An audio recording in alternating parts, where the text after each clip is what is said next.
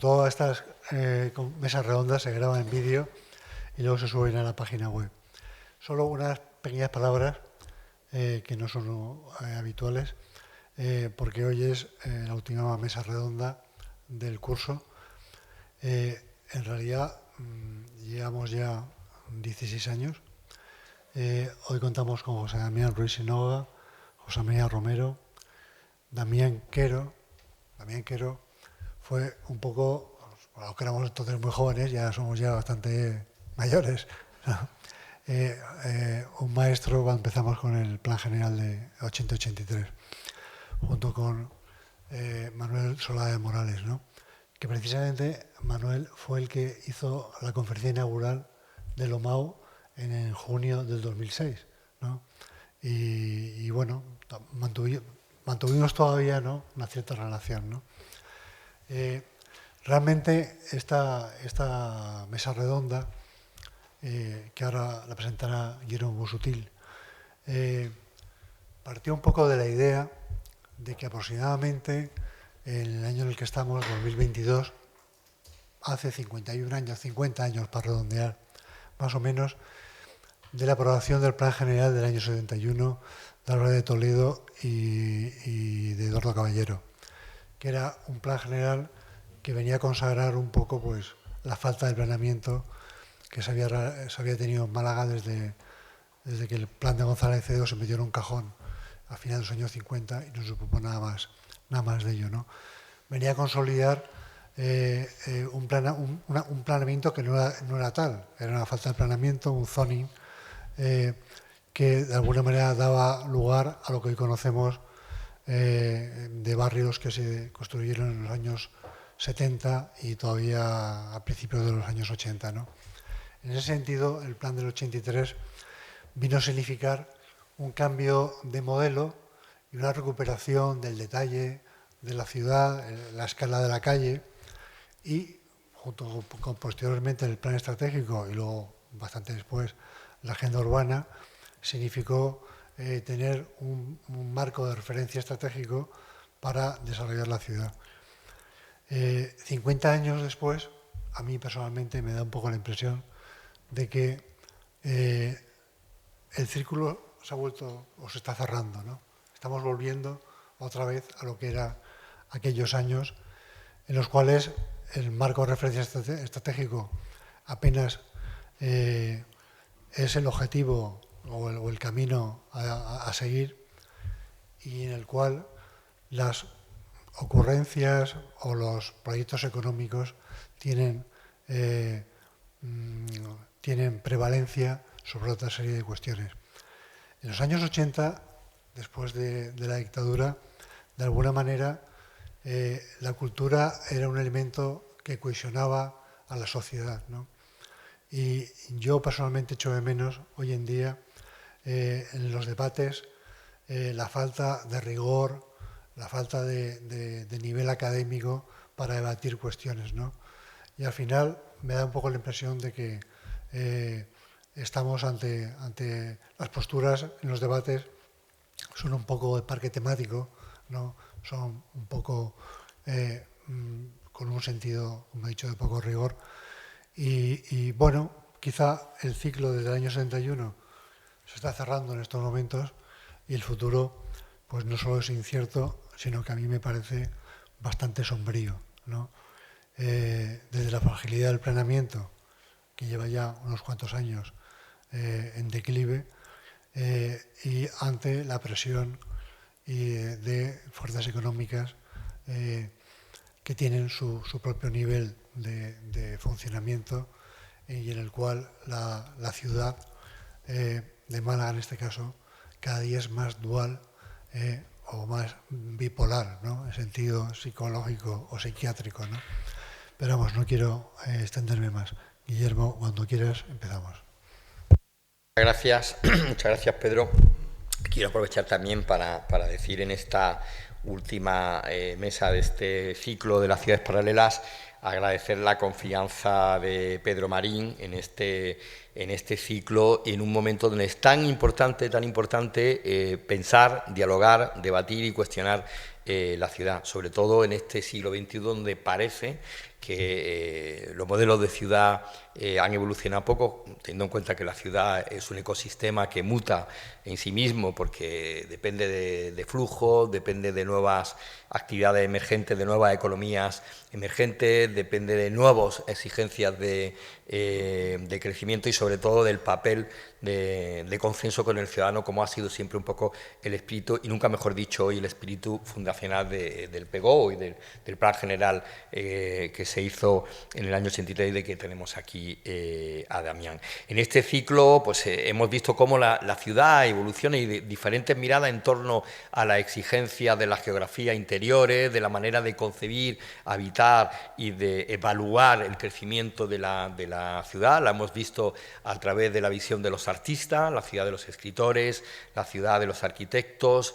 Hemos visto también el paradigma del paisaje de la ciudad y de la fachada de la ciudad a través del litoral, en esa estupenda charla que tuvimos con Andrés Rubio y su libro La España Fea, y tuvimos la pasada semana un debate muy interesante englobado o bajo el paraguas de la pregunta de quién es la ciudad y la participación ciudadana. Hoy precisamente es un día muy importante, no solamente porque abrochamos el ciclo, sino porque vamos a hablar con tres personas que tienen mucho que ver con lo que es el eje, la base, el pilar fundamental del ciclo, que es la concepción propia de la ciudad y su desarrollo, que es una labor que en ese sentido pues desarrollan los urbanistas. Y la vamos a hacer, curiosamente, y lo voy a decir brevemente, en un día paradójico en el que esta mañana hemos tenido aquí el terremoto de que un ministro de Cultura comparase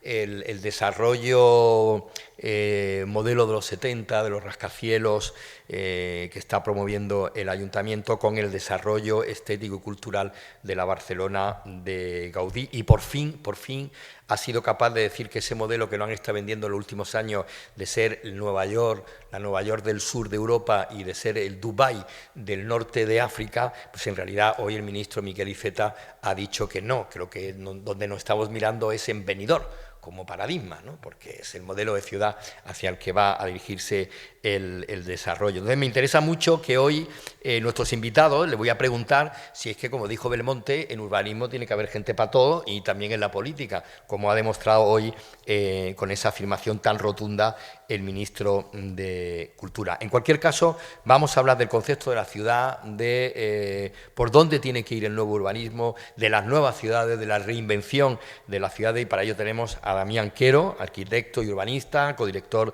de los Planes Generales de Málaga del 83, 97 y 2011. Como sabéis, fue Premio Nacional de Urbanismo en 1985, con lo cual está en la estirpe de que todos los premios nacionales, como bien sabes, Damián, somos peligrosos porque basta que te den un premio para que intentes meterte en el cajón de las reliquias, ¿no? Ha sido también, como sabéis, director general de Obras Públicas y Urbanismo de la Junta de Andalucía, lo mismo que de Planificación del Territorio del Ministerio de Obras Públicas. Ha trazado planes de desarrollo en ciudades como Fuerteventura, Gijón, Murcia, París y otras ciudades. Y ha dejado a lo largo de su trayectoria, y lo sigue haciendo, pues la impronta de su talante intelectual, metódico, de rigor, dialogante con la exigencia y necesidades de las complejidades de la concepción urbana. Y voy a empezar por ti, Damián. Luego os iré presentando al resto de los miembros y haré también una pregunta de entrada para que tengáis una exposición en torno a los 5 minutos con respecto a esa pregunta y a vuestra visión de cuál debe ser hoy día, Damián, la mirada propia de los urbanistas y cuál sería hoy la responsabilidad, teniendo en cuenta ese paso del tiempo y que la ciudad de hoy no es esa ciudad que había que ordenar y que había que reorganizar de cara a las exigencias de la modernidad, ¿no? O de la transición española. Bienvenido. Gracias por la ocasión de estar aquí con vosotros. Como sabéis, yo vivo en Madrid hace más de 30 años, circunstancias, y mi cuelgue de Málaga lo mantengo a través del enganche con OMAU, que miro continuamente en Internet, y de la prensa de Málaga, a la que también, gracias a Internet, estoy. Me falta la charla de bar, que es más importante que las demás, pero bueno, de vez en cuando trato de suplirla.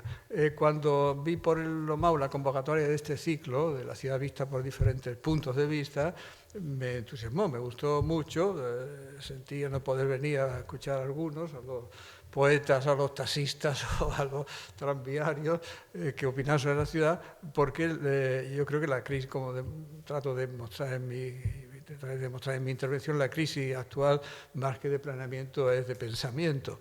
Por lo tanto, ¿qué se piensa en la ciudad? ¿Cuál es la idea de ciudad de hoy? Me interesa mucho. Por lo tanto, me enganché de esta manera al ver el enunciado de este ciclo y me satisfizo mucho que Pedro me llamase a esta última sesión. En ese punto de vista, que yo tuve esa impresión desde el principio, yo entendía que era justamente esto, comparar miradas a la ciudad desde diferentes puntos de vista, profesionales, culturales, políticos, para tratar de inducir qué es hoy día la ciudad, ¿no? Y en eso es lo que yo querría engancharme inicialmente aquí. Luego hablaremos de lo que queráis, de las Torres de Resol, de la del Puerto o de Martirico, hablaremos de todo, pero sí, mi enfoque sería este. ¿Cómo transmito yo, en comparación con los taxistas, tranviarios, intelectuales y poetas, cuál es y debe ser la visión, la imagen de la ciudad que tiene el urbanista? Por transmitirlo rápidamente en un flash y no hacer aquí una disertación académica, yo pienso transmitirlo de esta manera. Vamos a ver, cuando la ciudad hubiese alcanzado todos los objetivos que las leyes nos plantean, la sostenibilidad, la resiliencia, el paisajismo, la competitividad y la fama de la ciudad, la movilidad, el transporte, los servicios, la infraestructura y tal, la mirada del urbanista y la misión del urbanista está en todo lo que falta a partir de ahí para hacer la ciudad humana, para hacer la ciudad vivida, querida y sentida como propia por sus habitantes. Es muy sintético, es muy abstracto si queréis, pero por ahí creo que está la cuestión. Y esta propuesta de hablar de esto me ha removido un recuerdo mío de estudiante, que creo que hace mucho a esta situación. Y a lo que decía Pedro también, de si hemos vuelto a los años 70. En los primeros años 70, en Frankfurt se publicó un libro que se llamaba La imagen de la sociedad que tienen los urbanistas. Era obra de una chica entonces, una estudiante que hacía su doctorado, Heide Berndt, que hizo su tesis doctoral sobre este tema. Luego ella fue investigadora del Instituto de Psicología de la Universidad, de la Facultad de Filosofía de Frankfurt, y lo desarrolló el trabajo y finalmente se publicó. El trabajo es un análisis sociológico y semántico del lenguaje y los conceptos de los urbanistas en las memorias de los planes y en sus publicaciones, analizando cómo manejan y qué sentido le dan a las categorías que usamos habitualmente de orden urbano, forma, modelo de ciudad, tipo, estructura, la naturaleza, etc. ¿Cómo se conceptualiza esto? Y desvelando los significados que en la práctica del urbanismo, en el pensamiento de los urbanistas, tenían estos conceptos o palabras, ¿no? Ese libro, ese trabajo que publicó como libro, tuvo un gran impacto en Alemania entre los profesionales, la disciplina disciplinar profesional en la urbanística, hasta el punto de que algunas facultades de arquitectura cambiaron su plan de estudio, introdujeron materias dando respuesta a la preocupación, al debate que se difundió, ¿no? Cuando yo vine a Málaga de vuelta de esta experiencia, yo había conocido a esta chica entonces, a Heide Berndt, había dialogado con ella y estaba muy impactado yo también de ese enfoque, esa preocupación de esa manera, esa investigación del urbanismo a través de... llegué aquí y con la misma preocupación tuve que leer Memorias de Planes Generales y renuncié. Me había planteado incluso si hacer yo una tesis del mismo sentido y renuncié a ella. Yo aquí leía frases, el plan de Manilva, por ejemplo, del año 72, y creo que por los mismos autores, creo recordar, del plan de Málaga, del 71, 72. Objetivos de este plan, en la euforia de crecimiento turístico de la costa inicial de los 70, sacar dinero de debajo de las piedras. Escrito en la memoria del plan general como objetivo del plan. Y bueno, la tesis aquí no va a tener el mismo intríngulis que en la de Frankfurt, ¿no? Yo ahora me he planteado a lo largo de la vida profesional, no ha dejado de obsesionarme, pero preocuparme esta idea de hacer esto en algún momento. Y lo que me planteo últimamente es si ahora tendría sentido y cómo sería ese análisis semántico de las frases de los planes y de los estudios, trabajos y de los debates públicos y también de los nuevos urbanistas que parecen ser los políticos, cómo razonan y cómo justifican sus cosas. El ejemplo lo ha tenido Guillermo esta tarde. Bueno, por suerte tengo ya una edad donde no es oportuno hacer una tesis doctoral, por lo cual quiero evadirme de este compromiso. Volviendo a lo que decía al principio, ahora sí hay una preocupación. Está en algunas reformas legislativas, no hay muchas, hay unas más listas y otras más tontas, pero hay una preocupación por el planeamiento. El planeamiento está anquilosado, es antiguo, es difícil de llevar adelante. No se hacen ya planes generales porque no se pueden hacer, entre otras cosas, porque si no los echa abajo la Junta o la Autonomía, luego viene la Audiencia Territorial y los va a echar abajo también. Entonces no se hacen, pero hay una preocupación por los planes y por los tiempos que tardan. No se puede esperar en periodos de 10 o 15 años para que se haga y se apruebe un plan general. Los inversores, los promotores se vuelven locos. Pero hay esa preocupación instrumental por el planeamiento, que es correcta y justa. Pero yo diría, por enfocar la discusión pertinente en estos momentos del urbanismo en España, creo que falla más que el planeamiento el pensamiento. Las fuentes del pensamiento urbanismo están en decadencia.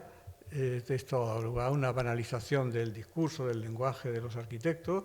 Se utilizan en el lenguaje ideas felices, tópicos que resultan simpáticos, falacias pero que son atractivas porque suenan bien al oído. Por ejemplo, y perdón si molesto alguna cosa porque hay también sus cosas correctas, pero vemos en la memoria de los planes muchos carriles bici, las smart cities, las ciudades de los 15 minutos, las manzanas verdes o amarillas o azules, los barrios diseñados para que los abuelos se encuentren con sus nietos. Esto hace a la gente muy feliz, parece. Y en el fondo lo que están supliendo es, con bastante éxito de público, la vacuidad del pensamiento. ¿Qué hay detrás de esto? Yo creo que esta es la cuestión principal. Veamos qué perspectivas hay en cuanto al desarrollo de esto. Yo las veo difíciles porque se trata de rehacer una disciplina y un pensamiento, y unas escuelas de pensamiento que se han disuelto, y por lo tanto por ahí está la cosa, no tanto en hacer un grupo legislativo para retocar este artículo o el otro de la ley, porque ahí no vamos a ningún lado, como se ha visto con la legislación reciente en Andalucía, ¿no? Y seguimos en las mismas. Es mi presentación y seguiremos. Me ha gustado lo que has dicho de recordar que una de las premisas era sacar dinero de debajo de las piedras. Ahora es al contrario, ahora es sacar dinero poniendo las piedras por encima, una piedra, otra piedra, y llegamos al famoso rascacielos. Sacar dinero de debajo del mar. También. Tenemos también con nosotros a José Damián Ruiz Sinoga, catedrático de Geografía Física de la Universidad de Málaga, asesor de UNED-FAO, presidente de la Junta Rectora del Parque Natural Sierra de la Nieve, miembro del Consejo Provincial de Medio Ambiente de la Junta de Andalucía y director del Instituto de Geomorfología y Suelo de la Universidad de Málaga. José Damián, con lo que acaba de decir precisamente Damián de las ideas felices, de la manzana y tal, tu microentrada también va un poco por ahí, ¿no? De ese diseño, ese crecimiento, hasta dónde estarían los límites del crecimiento de la ciudad feliz que nos están promulgando, que nos están vendiendo desde la política, y que muchas veces, como también casi ha tocado Damián, tiene que ver más con una especie de publicidad política del planeamiento de la ciudad que de un verdadero planeamiento de la ciudad. Sí, bueno, buenas tardes. Pues lo que queda claro es que especialista en urbanismo no soy, ¿eh? Eso está claro. Sí. Bueno, yo creo que se ha puesto en marcha una imagen basada en un concepto que es Málaga está de moda, ¿no? Málaga está de moda y se viene repitiendo una y mil veces: Málaga está de moda.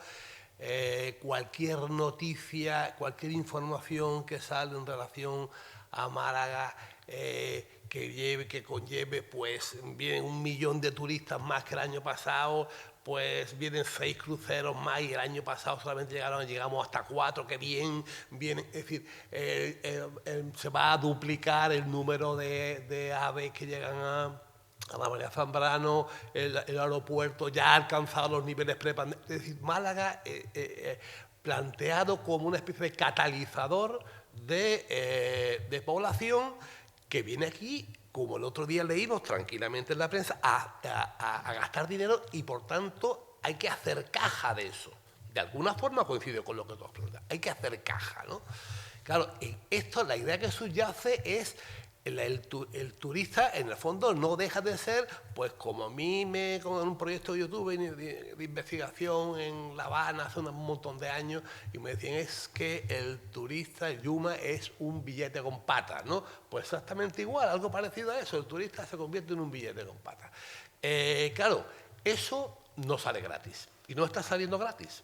No está saliendo gratis, se lo está haciendo gratis, quiere decir que eso está afectando a un consumo de una serie de recursos, ¿no? Para empezar, es decir, hemos tenido un debate y tenemos un debate en relación a la limpieza. Y claro, lleva algo de razón. Lleva algo de razón a lo mejor la concejala cuando dice, no, es que el malagueño es muy sucio, porque Málaga está muy limpia a las 9 de la mañana. Eso decía algo parecido Pedro Aparicio, por cierto. Málaga es la ciudad más limpia a las 9 de la mañana, para el malagueño es muy sucio. Sí, muy bien, vale. A lo mejor lo que quiere decir, lo que realmente, siendo benévolo con ella, lo que quiere decir es que Málaga tiene unos servicios de limpieza que hacen que el centro de Málaga, con esos servicios, se genere una prestación para X carga demográfica. ¿Qué sucede? Que la carga demográfica se multiplica por 3, con lo cual, inevitablemente, Málaga a las 6 de la tarde está sucia, inevitablemente. Claro, si empezamos a movernos por los barrios, pues claro, eso va en detrimento de esos niveles de prestación de servicios de los barrios, con lo cual hay un problema. Entonces se genera esa idea del Málaga. Málaga está de moda, Málaga es importantísimo que venga turistas, es importantísimo que se gaste dinero. Se hace una apuesta previa que fue la Málaga cultural, la capitalidad cultural, que fue una apuesta errónea y si lo pensamos bien, dice, bueno, a lo mejor si ahora se hubiese planteado, tenía más mimbres plantearlo ahora que hace 6 o 7 años. Yo me acuerdo que con Salva Mono Peralta, que estuvo muy involucrado en esa cuestión, lo hablamos muchas veces y decía, Salva, pero es que realmente 5 museos no hacen una apuesta cultural, es que 5 museos no es una masa crítica que haya detrás para que eso sea, nos garantice tener esa masa crítica para hacer capitalidad cultural, ¿no? Claro, en toda esta dinámica, en el centro histórico, los alquileres antiguos, en el centro había mucho alquiler antiguo, de esto histórico, tradicional y tal, que conforme han ido venciendo, pues los inquilinos, o sea, los propietarios han disparado el precio de los alquileres, ¿no? Cuando se han rehabilitado las viviendas, han disparado el precio de venta, de tal manera que la ciudad ha ido obligando, digamos, en un movimiento, digamos, centrífugo, ha ido centrifugando a la ciudadanía, a sus ciudadanos, digamos, autóctonos, hacia afuera. Cada vez más hacia afuera, cada vez más hacia afuera. Y claro, basta con pasearse por cualquier portal inmobiliario y uno ve realmente los precios en venta y en alquiler. Es una barbaridad. Y tú dices, vamos a ver, si el salario medio del malagueño está en 1.350 euros, por poner un ejemplo, que ahora vamos a ver por ahí, ¿no? Y el precio medio de los alquileres está en 750 euros de la vivienda de 80 euros. ¿De qué estamos hablando? Es decir, estamos hablando de algo que esto en algún momento va a reventar. Esto es una burbuja. Esto puede reventar en algún momento, ¿no? Y claro, en una dinámica en donde los escasos espacios que hay dentro de la zona urbana, pues rápidamente intentan ser cooptados, ¿no?, para generar ese proceso que yo le llamo de mamotretización. Como no soy urbanista, lo puedo decir, yo sé que es una barbaridad desde el punto de vista lingüístico, pero es crear mamotretos en un sitio, en otro, y da igual lo que sea, y da igual el impacto que sea. Hemos tenido esta mañana, tú lo has planteado al principio, al fin y al cabo es un continuismo de un delegado que vino a decir algo parecido, que bueno, que eso de impacto visual era relativo, porque eso era dependiendo de la posición del observador. ¿No te fastidia? Evidentemente, si miras en la torre, la ves y si te pones de espalda no la ves. Es que vino a decir algo parecido así. Y esto pasó desapercibido, ¿no?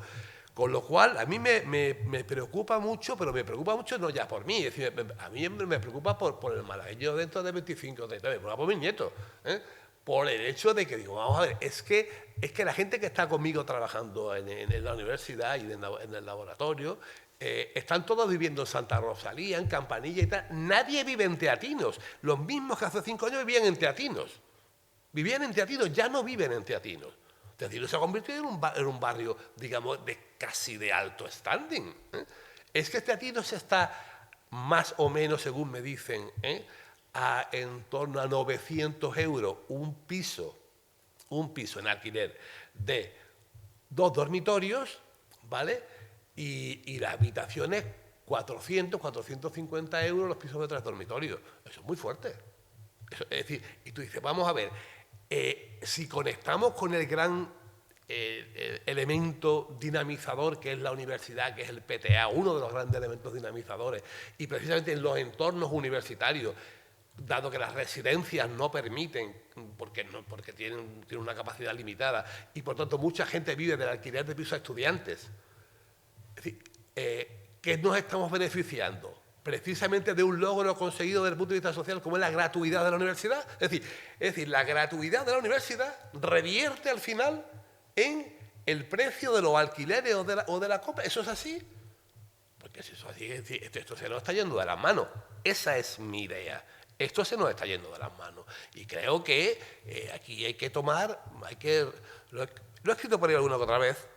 Yo creo que hay que repensar esto, Esto hay que repensarlo seriamente porque creo que el futuro puede ser bastante complicado. Gracias, Damián. Volveremos, José Damián, sobre esa pregunta que yo luego quiero extenderla a los tres, ¿no? De dónde están los límites del crecimiento de una ciudad, igual que con el crecimiento turístico, como en su momento Venecia dijo, pues hasta aquí, ¿no? Hay un cupo. Es verdad que escuchándote uno da la sensación de que vivimos en una ciudad un poco Dorian Gray, ¿no? Donde se vende una imagen de eterna juventud y eterna felicidad al turista y por detrás, como ocurre en casi todas las ciudades, que se descosen por los barrios de atrás donde está pues, la basura, donde no hay jardines, donde el asfalto, el cemento tiene muchísimo peso. Tenemos también con nosotros a José María Romero, doctor arquitecto, profesor de proyecto arquitectónico de la Escuela Técnica Superior de Arquitectura de la Universidad de Granada, pertenece al grupo de investigación UM95USE, colabora con la Universidad Internacional de Andalucía, Premio Europea Bélgica 1993 y Premio Málaga de Arquitectura por obra nueva y urbanismo publicado, libros de investigación y desde un tiempo a esta parte es socio, vicepresidente, mejor dicho, ¿no? Socio fundador y vicepresidente de la Fundación Rizoma, que también está pues, muy involucrada en este tipo de cosas. Yo quería plantearte, José María, la sensación sobre la que tú querías hablar un poco, ¿no? Cuando Macron habló de la muerte de la sociedad de la abundancia, que tiene que ver un poco con lo que estamos hablando, ¿no? En Málaga tenemos esa dicotomía, ¿no? La ciudad para el turista, la ciudad de los nómadas digitales, la ciudad de rascacielos con alquileres y precios de compraventa por encima de los 400.000 y, sin embargo, es una ciudad con un gran déficit de viviendas sociales y con una bolsa de pobreza latente tremenda, ¿no? Ahí. Esto me gustaría enseñar la presentación que traía, porque en realidad es complementaria de muchas otras cosas, sí. También bastante diferente de lo que se va comentando. Y si quieres luego entramos en las cuestiones que está planteando. Yo tenía planteado un PowerPoint. Sí, pues ponerlo, dice aquí. ¿Dónde está? ¿Pero dónde está? Estoy. De todas formas, bueno, como comentaba al principio Pedro, hablaba de la cuestión del rigor académico. Espero que lo que vaya a presentar, en muy poco tiempo, en 7 minutos lo tenía previsto, que tuviese cierto rigor académico. Me parece también lo que comentabas tú, que fuese cuestionar el entorno en el que estamos y también, por otro lado, como comentaba Damián Quero, de alguna manera pensar o poder salvar la crisis de pensamiento en el que estamos, ¿vale? Lo planteaba así, lo urbano en tiempos de crisis crónica, una lectura ecocéntrica, ¿no? Como intentando saltar el nivel, ¿no? Lo que comentabas Guillermo, con el tema de la sociedad de la abundancia, cuando Macron hace un par de meses comentó esto, dije, ¿cuál es la arquitectura y el urbanismo de la sociedad de la abundancia, ¿no? Eso me parece que era importante plantearlo. Pero es verdad que los que tenemos el saber y el poder hacemos todo lo posible para mantener la propia situación en la que estamos, ¿no? ¿Cómo salimos de esa situación? Es verdad que la arquitectura ha planteado siempre el tema de la precaución, y además de manera clara, ¿no? La frase esta de Kohlhas, los proyectos nacen por razones equivocadas, planteados por las personas equivocadas y se realizan en el lugar equivocado, sigue siendo realidad. Y luego también otro premio Pritzker como Aravena dice que no hay problema intelectual más lamentable que resolver muy bien proyectos equivocados, ¿no? Porque eso queda para siempre. Independientemente de eso, en el proyecto de investigación en el que estamos, que también están aquí Yolanda Romero y Rubén Mora, y en los temas de trabajo sobre el litoral mediterráneo, además desde una posición, desde una dimensión social, pero teniendo en cuenta estrategias de crecimiento, nos preguntamos cómo poder iniciar esa transición, ¿no? De alguna manera, el planteamiento sería el paradigma ecocéntrico y también la cuestión del decrecimiento, ¿no? En el sentido de empezar a plantear derechos incluso a la naturaleza y a los ecosistemas y luego pensando que hay límites y umbrales. O sea, eso hay que tenerlo en cuenta desde el principio. Y si hay un futuro, si hubiese un futuro, desde luego, por lo menos un futuro más o menos utópico, debería ser desde luego desde una sostenibilidad fuerte en el que la economía estaría dentro de la sociedad y desde luego la sociedad dentro del medio ambiente y no podría estar en contra, ¿no?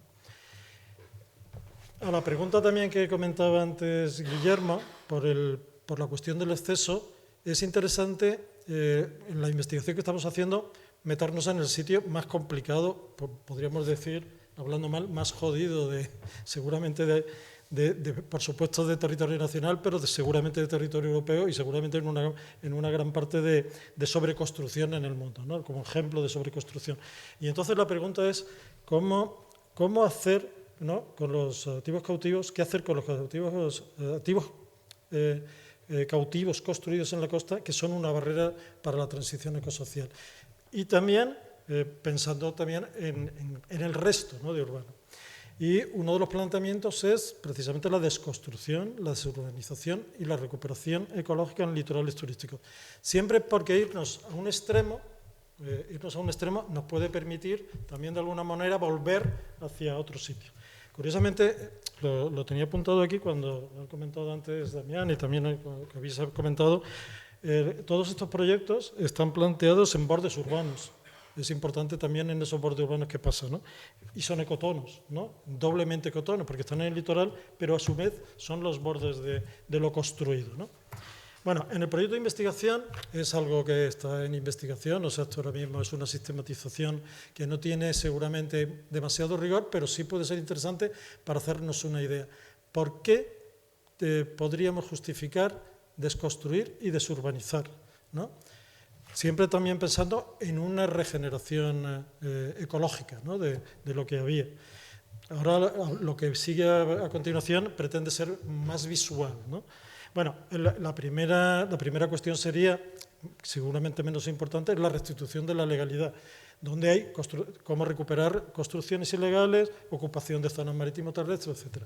La siguiente sería una justificación económica, la eliminación de activos cautivos construidos, a infraestructuras que no van a servir o que no sirven, grandes edificaciones, porque, bueno, se me ha olvidado comentar que una de las cosas importantes es que nosotros nos planteamos que en 10 años seguro que estamos en la crisis energética.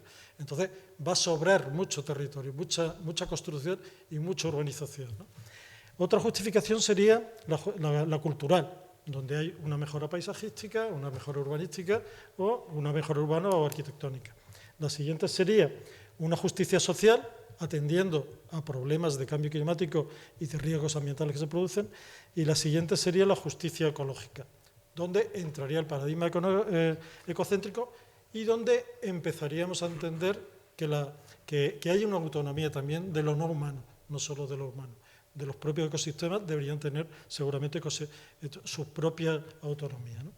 Bueno, y ahora paso a las prácticas más o menos las que voy a citar rápido, pretenden ser muy visuales. Estas es las obras de la macrourbanización del pantano de Valdecañas, de la isla, que el suelo no sirve para nada, bueno, sirve para poner lo que les da la gana, ¿no? De hecho, esto se tendría que demoler, hay una sentencia por el Tribunal Supremo, ¿no? Ejemplos en la costa Benalmádena, pero vamos, podría ser en cualquier parte del litoral español, ¿no?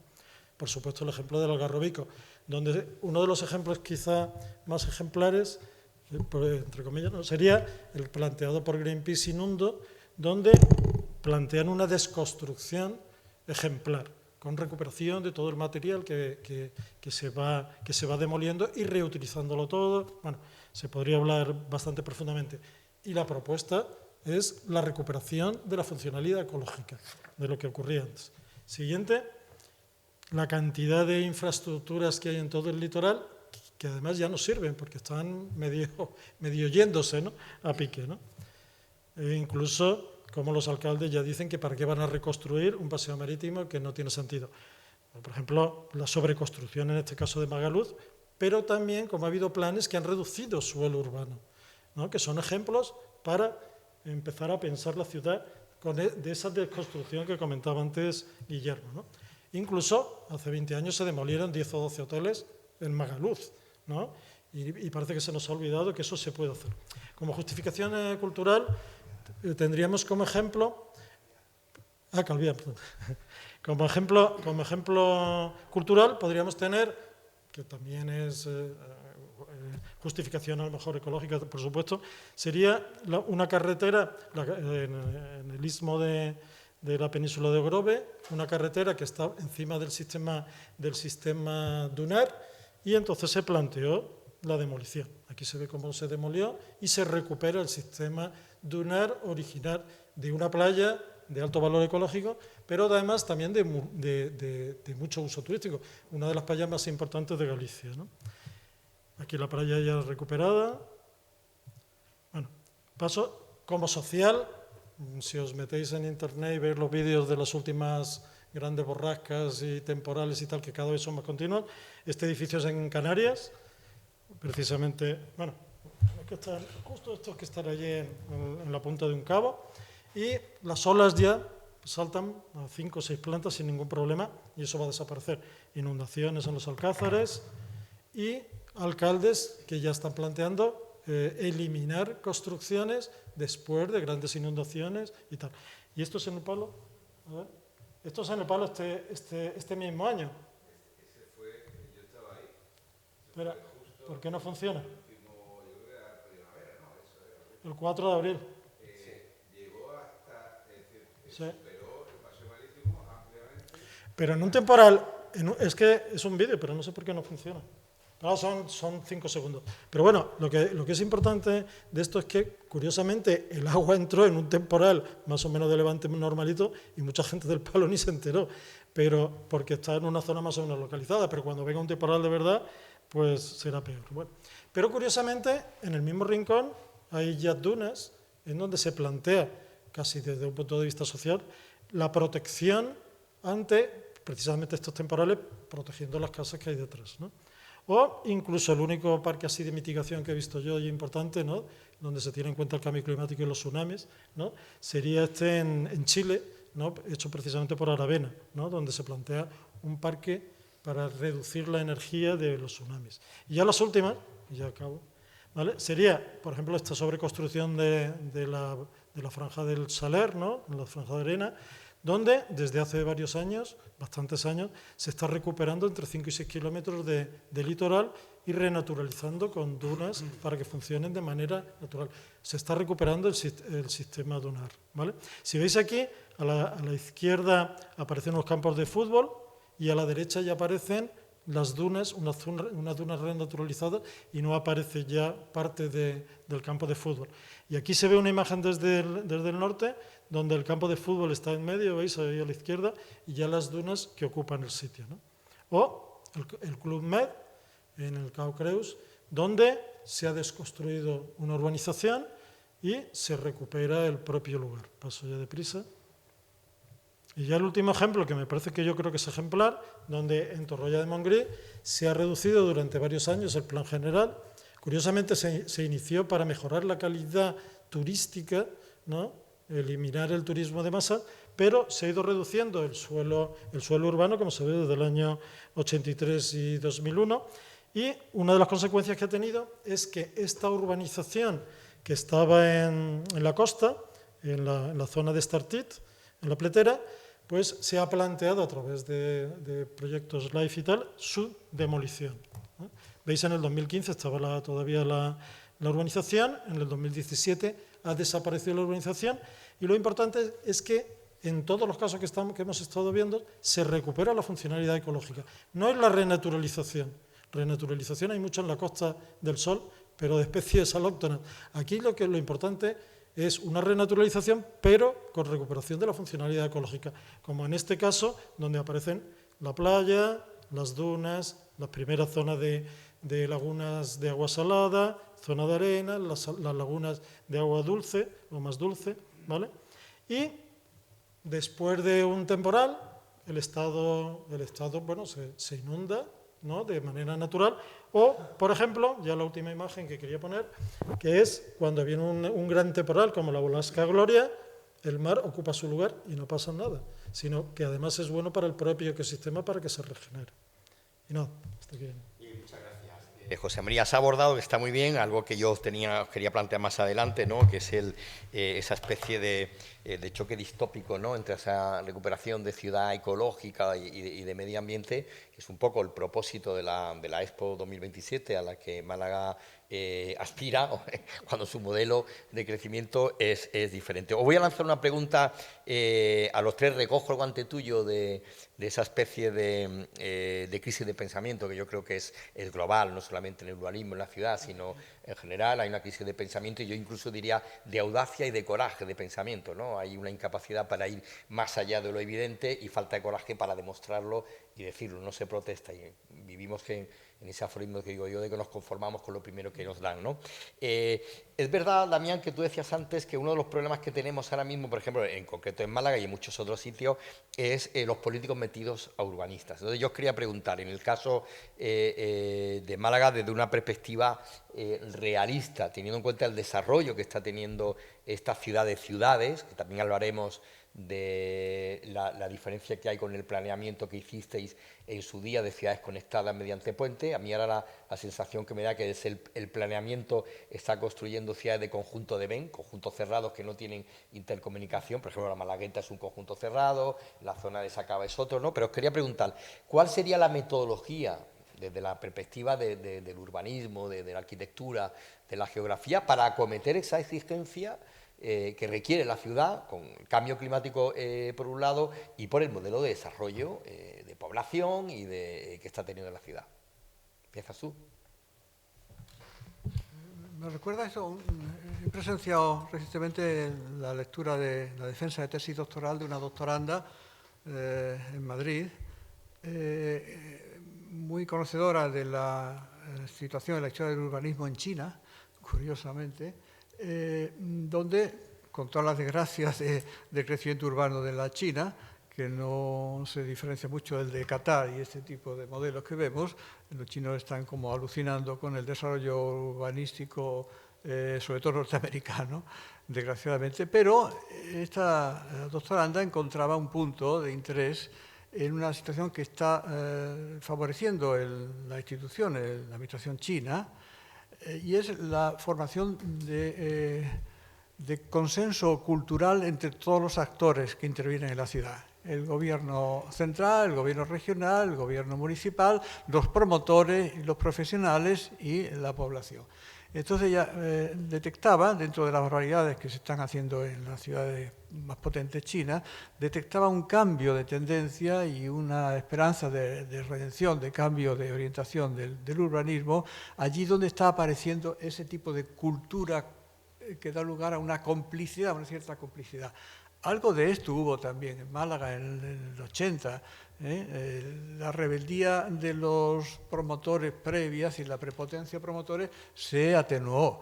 venían a la oficina del plan a consultar, a ver, y hubo una cierta aproximación, quizá por interés, quizá por estar forzados, pero había una cierta forma de entenderse, con Felipe Hacha y con tantos significativos de aquella época. Para qué decir con las asociaciones de vecinos, para qué decir entre los políticos y nosotros, los técnicos, etc. Esa situación de consenso, si no se produce, es lo que está pasando ahora aquí. Manda el que tiene más poder, ¿no? Por aquí creo que van las cosas. Los urbanistas, ese papel determinante, esa voz, sois como una especie, como creo que tú dijiste no hace mucho tiempo en una conferencia, la voz del predicador en el desierto. Como decía Javier García Bellido, un notable urbanista que murió joven en Madrid, decía: Damián, convéncete, los urbanistas somos la orden mendicante de predicadores. Es nuestro sino. Seguimos y no nos hacen caso. Yo llevo diciendo estas cosas más de 30 años, ¿no? Bueno, lo que pasa es que antes había una especie de sintonía cultural y confianza mutua. Nosotros en la política, en la época de transición, confiábamos mucho, porque no la jugábamos todo ahí, sabíamos que o íbamos por ahí o no, y ellos, el reparto de poderes fue casi igual. Estábamos, recuerdo en Málaga, en 78, 79, estábamos todos en lo mismo, los que luego fueron políticos y los arquitectos que luego fuimos arquitectos, estábamos asesorando el movimiento vecinal, la asociación de vecinos, ayudándole a esto y lo otro. Luego, al venir la democracia y decantarse las elecciones, unos decantaron a ser políticos y dirigentes administrativos, y otros nos quedamos en lo que éramos, ¿no? En arquitectos. Pero la sintonía ya estaba fraguada de antes. Esto falta ahora, lógicamente. De forma que los dirigentes políticos, toda esta escala de decisiones, pues creen que no necesitan a los urbanistas. Esto parece como elemental de sentido común. O hago lo que me dice hacer, que tiene más poder que yo, que los hay con más poder que el político, ¿no? Yo, sintonizando con lo que decía José Damián, el mejor cliente que he tenido ha sido el alcalde de Calviá, justamente. El alcalde de Calviá, nos encargaron el plan general de Calviá, ahí donde fraguamos los derribos estos, y el alcalde era un dirigente sindical de la UGT, del Sindicato de Empleados de Hostelería, listo como el hambre y muy culto. Entonces, lo primero que nos dijo, enganchando con lo que decía como ejemplo, de hacerme una cosa, no mezclarme turismo con residencia. Eso no va a funcionar, eso es una bomba. El suelo turístico tiene otro valor, la inmobiliaria turística tiene otro valor, las costumbres de un favor, no mezclarme, hacerme nuevas ciudades, lo que quiera, hay territorio de sobra en el municipio, pero no mezclar residencia. Son dos cosas. El turismo es como la fábrica no me la metáis en la ciudad residencial, ¿no? Muy listo, y así lo hicimos, y así se hizo. Lo que está pasando aquí, claro, ¿no? Sería un ejemplo de metodología de concepción realista del crecimiento de la ciudad. Entonces, bueno, si no hay las teclas donde todo esto se puede poner en la mesa, hablar, discutir y tal, pues lo ordeno y mando, y es lo que está pasando en planeamiento. Los urbanistas no hacemos planeamiento. Quería citar unos datos que me lo he visto últimamente, al mirar en los periódicos la situación en Málaga. La Rosaleda, que está en Candelero ahora, ¿no? En la aprobación inicial, con la idea de dejar suelo libre y hacer edificios en altura, en la teoría que se está montando, que está justificando ahora, pues bueno, asumiendo esa situación, el equipo del plan previmos hacer altura grande, 17 plantas. En el avance, en la aprobación inicial del plan general, y esto no sé, no lo ha mirado nadie, eso me ocurrió mirarlo ayer. En la presidencia del plan general habíamos hecho las torres de la Rosaleda con 17 plantas. Debió de llover mucho, regarse el terreno, lo que sea, en la presión definitiva subió a 30. En Repsol, en el avance del plan, los avances del plan son lo que hacemos los urbanistas. Bueno, el avance del plan, luego empieza la tramitación, pasa por la comisión, el pleno, el alcalde y el concejal, pero en el avance del plan, en Repsol, hicimos una banda edificable de cara a lo que iba a ser la avenida sobre la subterranización del AVE, que se esperaba que sabía convertirlo esto en una avenida de uso, de imagen urbana de intensidad, y pusimos una banda en la fachada de la futura vía sobre el AVE de 8 plantas, ¿no? En la inicial debió de llover, subió a 26 plantas, pero solo una torre, se permitía 26 plantas. En la definitiva son 4 torres entre 29 y 35 plantas. Eso es el planeamiento.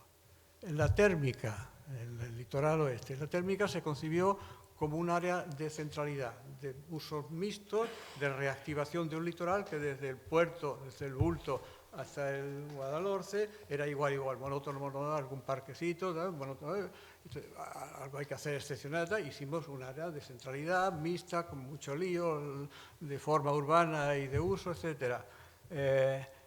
Así se quedó aprobado en el plan general, luego se ha hecho un plan especial, porque con la ley española del suelo, un plan especial modifica al general, vemos el puerto y estas cosas, y con un plan especial, eso han terminado de ser unos bloques playeros marbellís, al mayor rendimiento de los pedacitos últimos que quedan en la playa del Mediterráneo. Entonces, si esto es el planeamiento, tú hacías una pregunta previa, ¿hay que revisar los planes? No, ¿a quién le importa revisar los planes? Si los reviso yo, me lo van a cambiar. Y pues el otro que lo que quiera hacer, pues que lo haga, ya está, no busquen mi firma. ¿No? Pues yo quería preguntar ahí, solamente ten en cuenta que tú además eres articulista de prensa, escuchando muchas veces esto y a lo largo del ciclo no tenía la sensación de estar como lo dije, ¿te acuerdas? Que aquí en la presentación del plan Alicia, ¿no? De que está un poco uno como en la Asociación de Alcohólicos Anónimos, aquí en la Asociación de Ciudadanos Anónimos, ¿no? ¿Qué nos queda? ¿Por dónde tendría que ir el modelo de crecimiento, de desarrollo de la ciudad? Una ciudad para los ciudadanos, que es uno de los fundamentos, como recordaba Damián, del urbanismo. ¿Qué nos queda? ¿Protestar en la prensa? ¿Hacer ciclos como este? Bueno, yo lo que veo claro es que para empezar no se está contando con la ciudadanía, se le llena la boca cuando está gestionando del concepto eso de gobernanza, pero después la gobernanza no existe, es decir, está funcionando como está planteando también, es decir, que realmente para qué sirve la planificación y el urbanismo si realmente todo se puede resolver en una buena mesa camilla o una sobremesa planteando una idea brillante de no, pero además por tu bien, ¿no? Por tu bien te voy a hacer un plan maravilloso, ¿no? Y por tu bien vamos a solicitar ser la Expo de la sostenibilidad con el lema de la ciudad sostenible, ¿no? Málaga hacia la sostenibilidad urbana, ¿no? Y tú dices, madre mía, ¿esto estoy leyendo yo de verdad o esto cómo es, no? Y ya cuando ves que realmente donde se está haciendo esto, donde se pretende ese desarrollo, lo que realmente se vende es el pelotazo urbanístico que se quiere pegar allí, que solamente hace falta ya moverte por teatinos para ver los carteles y claro, encima en la gerencia de urbanismo que no es monolítica, sino que la gente te cuenta, porque al final hay muchos funcionarios que va allí, trabaja y se va y no tiene por qué comulgar ideológicamente con lo que está viviendo allí desde las 8 de la mañana hasta las 3 de la tarde y te van contando cositas y madre mía, ¿esto qué es? Esto es un pelotazo en toda regla, es decir, que es que aquí ni urbanismo ni historia, a base de pelotazos, un pelotazo, segundo pelotazo, tercer, y claro, y uno ya piensa, te devuelvo la pregunta, a ver, si es que Málaga tiene que expandirse como lo ha hecho desde que hay datos históricos a base de pelotazos, oye, porque puede suceder eso también, que aquí Málaga tenía un determinado número de población y se disparó, multiplicó por 4 cuando la expansión de la viticultura, en los pueblos, en la ciudad, cuando el Banco de Málaga, cuando la metalurgia, cuando tal, es decir, y parece que es que estamos funcionando el boom de los 60 del turismo, es decir, a base de pelotazos, ¿no? A lo mejor es que es nuestro sino, ¿no? Porque desde luego lo que yo estoy viendo es que se está gestionando de forma ajena a algo que es una realidad que tenemos aquí, que es la crisis climática. Plantea José María algo muy interesante, que es la crisis energética dentro de 10 años. Pero ojo, es que la crisis climática de momento está jugando, salvo en el tema del agua, que tenemos ahí un problemita, en lo demás está jugando a favor. Es decir, que un día 20 de diciembre o 20 de enero a las 3 de la tarde haya gente en manga corta, el titular al día siguiente es Día maravilloso en Málaga. Y a lo mejor durante 5 días seguidos, a las 2 de la tarde, hace 22 o 23 grados. Día maravilloso en Málaga, un domingo espectacular en Málaga, tal. Cuando empiezas a ver registro y dices, joder, este domingo espectacular está a 4 grados por encima de la media de los últimos 30 años. Luego quiere decir que aquí algo está pasando, ¿no? A partir de ahí, conforme nos vamos llegando al verano, empezamos a tener otro problemita. Málaga no tiene sombra, con lo cual empieza a arreciar el efecto islas de calor. Eso es importantísimo. Bien, aquí hay que dotar de sombra a Málaga, como sea, ¿no? Porque claro, empezamos a tener eso que juega a favor en invierno, en verano empieza a jugar en contra. Nos falta sombra, nos va a faltar... Es decir, si sigue viniendo gente, nos va a faltar agua. ¿De dónde traemos el agua? El agua, esto, no, pues traemos... Y claro, si de alguna forma lanzas la pregunta e intentas reflexionar, te conviertes en un hereje, en un antimalagueño, en que estás contando, tú nada más que quieres, no, tu modelo es Venezuela. ¿Qué me estás contando? ¿Pero qué me dices? No, tu modelo es Cuba, pero bueno, no, yo lo que quiero es que la gente viva bien, todos, y que Málaga sea una ciudad inclusiva, donde no haya unos barrios que van por delante de otros, donde no venga alguien ahora y por necesidades del guión mande a no sé cuántos percheleros al carajo ahora, pues porque hay un plan por ahí por medio, ¿no? O donde si hay un movimiento ciudadano importante que está reclamando que en unos terrenos se haga un parque urbano, cuando además estamos hablando de una de las zonas más densamente pobladas del entorno. Oye, pues vamos a pensarlo, ¿no? Vamos a sentarnos, es decir, consenso, se ha dicho aquí antes, consenso, sentido común, vamos a pensarlo y a ver si llegamos a un acuerdo, no porque te viene bien, perdona, es que no me viene bien. ¿Por qué no pensar que quizá ese bosque urbano, también puede generar un desarrollo del entorno? Eso quería yo plantearle a José María, con tu permiso, porque él ha hecho esa introducción muy interesante del urbanismo y la arquitectura como cirugía, ¿no? Y no se sabe un poco si la esperanza que podemos tener en Málaga, como acaba de apuntar José Damián, es hacer un tipo de urbanismo de cirugía y recomponer esos espacios que están muy densos y que necesitan respirar y que deben ser dotados de un pulmón verde de cara a ese acoso del clima. Hay que pensar que algo que nos está diciendo aquí, no ya en el debate, sino digo en la ciudad de Málaga, es que los grandes inversores, los inversores inteligentes, donde está metiendo el dinero no es en Málaga, sino en el norte de España, que va a ser la nueva Andalucía, mientras que nosotros vamos a hacer la prolongación de África. Málaga dentro de 3 años va a tener una subida de grados que no va a ser muy agradable para ese turismo residencial que viene del norte o que viene del norte de Europa. La solución, José María, es como el colectivo Nundo, como lo que tú no has explicado, es promulgar un urbanismo de cirugía, aunque sea de microcirugía, antes de que lleguemos a una especie de urbanismo forense, es decir, que es que ya lo único que nos quede es convivir con los cadáveres, como los que ya tenemos a lo largo de la costa de Málaga hacia Estepona. Vamos a ver, en un territorio que está sobredesarrollado, pero con mucho, donde sobran viviendas, pero con muchas, ¿qué sentido tiene seguir haciendo más? Lo que pasa es que yo creo que hay un urbanismo que habría que tener en cuenta, que sería el de lo cotidiano. Yo creo que la gente más o menos vive más o menos a gusto en sus barrios, más o menos, dentro de lo jodido que pueden estar. Y yo creo que nosotros, los urbanistas y los arquitectos, tenemos siempre una idea de más allá. Siempre estamos proyectando, lanzando al futuro, ¿no? Y me parece que ahí sí habría en lo cotidiano algo que sería necesario recuperar. Seguramente no hay que hacer tanto, sino poner en valor no en el sentido económico, sino valorar realmente lo que tenemos y acondicionarlo, ¿no? No hace falta mucho más. De todas formas, a mí me cuesta mucho pensar con las herramientas actuales, usar el urbanismo, pensar un futuro. Me parece que es imposible.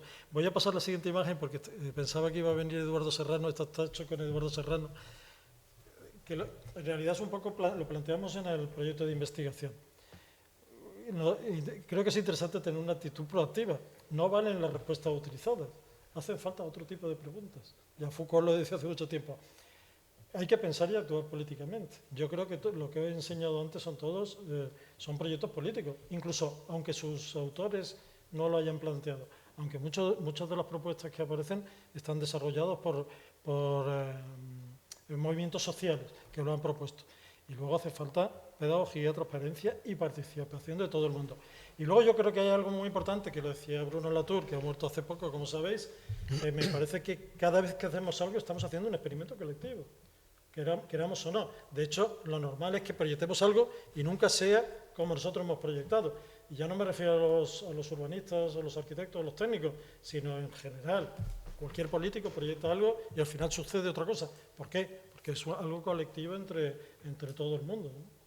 Antes de abrirle el turno de palabra de intervención al público, que seguramente os querría preguntar, hay un tema que está un poco en boga y que también me da un poco la sensación de ser un tema enmascarado, que no se termina de resolver bien desde el punto de vista del urbanismo de Málaga, que es la movilidad, ¿no? De cara a ese cambio, a esa amenaza climatológica, a la colmatación que tiene la ciudad, hay una apuesta o hay una voz, un reclamo, porque hay una movilidad por el transporte público, por la bicicleta, el carril bici, frente a lo que proponen los rascacielos, que es una movilidad de más tráfico, de más congestión de la ciudad, teniendo en cuenta más lo que había apuntado ustedes, de la crisis energética. ¿No es curioso que esa solución o ese paradigma de la futura, yo más que futura diría necesidad imperiosa de movilidad pública, de movilidad ambiental, al ayuntamiento no le interese nada frente al otro modelo y las voces que defienden que queramos o no el problema del suelo y de la vivienda en Málaga, la respuesta es la verticalidad?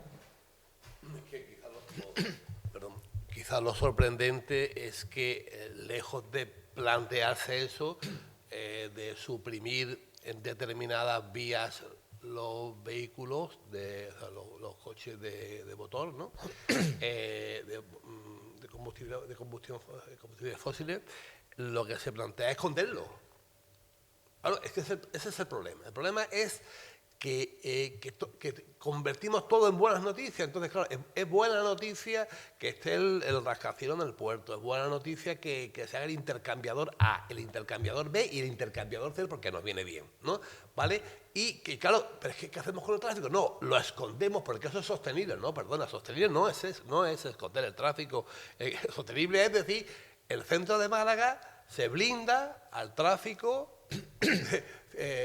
rodado con vehículos con tracción a motor, ¿no? Por ejemplo. Bueno, pues hay un miedo que después tú lo ves en otras ciudades y aparcas afuera y vas andando y no pasa nada. La gente no cuando ve al alcalde por ahí no se le tira al cuello, no lo quiere ahí asesinar, ¿no? Pasa, es decir, pasa. Y de hecho en Málaga, acordaros cuando el tema de Calle Horario y acordaros cuando la peatonalización del centro y demás, que parecía que eso iba a ser un desastre y al final está todo el mundo encantado con eso, ¿no? Es decir, y no solo Málaga, son muchas ciudades donde se hace eso. Es decir, se democratiza el centro de las ciudades para beneficio de la ciudadanía, ¿no? Porque si no, claro, si no se hace eso, es decir, no estamos resolviendo nada desde mi punto de vista. Es decir, aparte de una inversión, por ejemplo, carísima, ¿no? Bueno, a lo mejor hay que pensar, hay que sentarte con la ciudadanía, se llama gobernanza.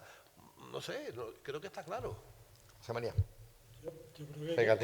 Yo creo que tú es que quieres resolver ahora mismo Málaga. No, yo planteo preguntas, Todas las preguntas son como muy para resolver. Yo creo que aunque Málaga funcionase muy bien en la movilidad y tal, tenemos un problema de cojones. Pero digo a nivel global, o sea, y eso no tiene fácil solución. Yo creo que ya no solo es que hace falta pedagogía entre todos nosotros, o sea, es que tenemos que vivir de otra manera. Y seguramente yo estoy convencido que la crisis energética llegará, pero el día que llegue la crisis energética y no vayamos a poder, yo ni ir a Granada a dar clases, a ver cómo va a funcionar. Vamos a vivir de otra manera, seguramente. Por lo menos yo creo que habría que empezar a pensar en eso. Es verdad que a corto plazo, seguramente en 3 o 4 años, todo seguirá igual, el alcalde seguirá, todo seguirá igual. Pero da la sensación de que cada vez queda menos tiempo para que todo cambie. Bueno, eso fue lo que nos dijo un poco el confinamiento, ¿no? Que teníamos que cambiar el modelo de vida, ¿no? Y sin embargo se nos ha olvidado rápido. El confinamiento yo creo que ha sido un experimento perfecto para saber lo que puede pasar, ¿no? En la situación. Ya lo hemos experimentado. Damián. Esta cuestión planteada de la movilidad en la ciudad, como decía José Damián, aquí está tratada en general en toda España de una manera muy anquilosada, muy pesada. Quizás, como tú decías, porque debajo inconscientemente se está pensando resolverlo para el automóvil, que es lo que todos los días vemos en el atasco, ¿no? Yo he visto en países incluso más liberales, capitalistas y lanzados por esa senda que España, soluciones mucho más ágiles. Poner un ferrocarril en la Costa del Sol, que está pensando todo el mundo aquí, el Renfe, las máquinas de Renfe, las locomotoras, los trenes de Renfe, tal. Yo he visto eso en sitios como Estados Unidos, Australia, pues hay que ir por la Costa del Sol, no hay capacidad, hay una topografía imposible, no hay capacidad de hacer otra vía paralela, ampliar la autopista, porque están los montes, ¿verdad? Yo he visto plantar pilas en la media de la autopista, poner 2 vigas arriba y un tren colgado va rápidamente. El tipo del tren que tenemos toda la imagen que hubo en la Expo de Sevilla, pero a otra escala, ¿no? Era como de juguete. Ese tipo de trenes los hay en cantidad de ciudades para resolver problemas de este tipo, ¿no? Entonces, lo que está subyaciendo a esto es que tiene que ser todo con el coche, todo con la ingeniería tradicional pesada, no se sabe quién piensa esto, y además con la idea de que todo puede crecer. Otra de las cuestiones que tú planteabas, y está implícita en lo que dices, en España, por la ley del suelo, todo crece. Y más con la lista va a crecer, porque la lista, el promotor que proponga seguir pegando un bocado al queso, pues se le va partiendo la tabla del queso y va a tal. Entonces, en España todo crece por las leyes del suelo. Yo eso no lo he visto en ningún otro país. Imagináis, no sé, en Italia, por ejemplo, ciudades como Portofino, como Siena. No, esa es la ciudad. Si tiene que ver, hay población, hay crecimiento poblacional, pues se hace otra ciudad nueva, al lado, en otro sitio donde convenga hacerla, donde se piense que ha de estar, pero no todo crece. En España todo se riega y crece con la ley del suelo que tenemos, ¿no? Entonces, eso está dando unos problemas de congestión, de imposibilidad de sistemas de movilidad, etcétera, increíbles, ¿eh? Son las cuestiones. Muy bien. Pedro, ¿tú quieres iniciar el turno de preguntas?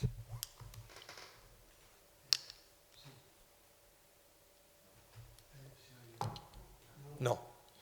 Bueno, pero... El mute, mira si le das al mute. Sí. No, y además, sobre todo porque se graba, o sea, si no... Sí, Sí, ahora. Sí, no, yo quería, al hilo, lo que empecé a comentar, yo creo que hay 2 palabras que son importantes. Una es impunidad y la otra es cultura. Cuando antes comentaba el desarrollismo de los años 60 y 70, la época franquista, había una total... Pégatelo porque así es que no te escuchan, Pedro. Había una total impunidad. Pero pocos podíamos pensar que cuando llegara la democracia, la impunidad a veces iba a ser mayor. Y tanto el Partido Socialista como el Partido Popular se hicieron oídos sordos y bueno, y el paisaje de la costa mediterránea fue más destruido todavía en la democracia que en la época franquista. De alguna manera, eso es la impunidad. Y la cultura. Ningún partido ha sido capaz de tener un concepto de cultura para respetar la costa, en este caso, o para elaborar un discurso progresista de hegemonía cultural, como decía Gramsci. Los partidos progresistas han perdido totalmente la capacidad de hegemonía cultural. Yo creo que al final el planeamiento es un tema, como no solo otras cuestiones de pensamiento, es un tema político y meramente político. Mientras no haya una sociedad progresista que sea capaz de aumentar, de crear y aumentar y expandir una hegemonía cultural, evidentemente nos encontraremos con que gente joven que tiene 1.000 euros, que tiene un sueldo penoso, que linda con la vulnerabilidad social, se gasta el dinero en un iPhone que vale 1.000 euros. Porque el sistema se ha perfeccionado de tal manera que culturalmente ha absorbido totalmente el pensamiento de la mayor parte de la población. Y evidentemente la política y la economía aprovechan esas circunstancias para seguir impulsando la impunidad. Sí, es un poco lo que hablaba Buhmann, ¿no? Con la sociedad líquida y el pensamiento débil, ¿no? El ejemplo hemos tenido hoy, cuando un ministro de Cultura te argumenta un disparate desde la cultura siempre es política, quizás sea el paradigma del problema, pero sobre todo, teniendo en cuenta que tenemos aquí un político, y si queréis turno de preguntas, levantar la mano, que intentaré ordenarlas de la mejor manera posible, como el otro día. No es un problema de que tampoco hay una cultura política con respecto al urbanismo, Damián. Contestar lo de, Sí. coger la cuestión de Pedro. A mí una cosa que me ha extrañado siempre mucho en España es que los partidos políticos no tienen gabinete de estudios urbanísticos, que lo hay en otros países. Yo lo he visto en Francia y conocí al que lo dirigía, François Cher, que era un notable urbanista francés, que murió hace poco, ha dejado una serie de publicaciones y ha orientado la cultura urbanística de Francia. Lo señalaba el otro día, Andrés Rubio señalaba eso precisamente. No lo hay en España. Es decir, yo fui director general de urbanismo del primer gobierno de Felipe González porque no había un pensamiento urbanístico en el PSOE, ¿no? Y yo estaba próximo a ello y me pidieron y ocupé ese cargo que tenía que haberlo ocupado un militante o alguien nacido en el gabinete de estudios del Partido Socialista, ¿no? Y esto sigue así después, mucho tiempo después. Y luego a mí me han seguido llamando para la formación de programas electorales del PSOE. Pero yo no estoy dentro, no hablo todos los días con vosotros. Puedo decir igual chorradas, pero que nos guste. Pero, entonces, y sigue así, llevamos ya muchos años de democracia. Sí. Entonces esto me ha extrañado mucho en el sentido de lo que tú dices. Sí, Nicolás, o a tú después de... Sí. Julián. Vale. Julián, Nicolás y... Vale, primero el señor que tiene delante y luego te lo pasa a ti. ¿Sí? ¿No?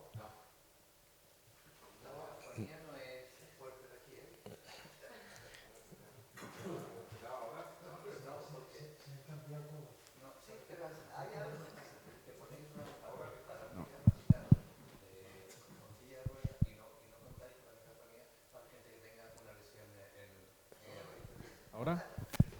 Ahora sí. No, yo creo que esa es una de las claves, ¿no? La política, ¿no?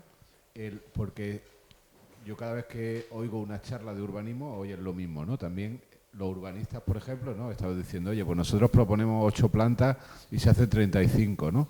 Y aquí vemos, por ejemplo, una pelea, ¿no? Contra nuestros propios líderes políticos, porque al final, por ejemplo, en el ejemplo de la Torre, ¿no?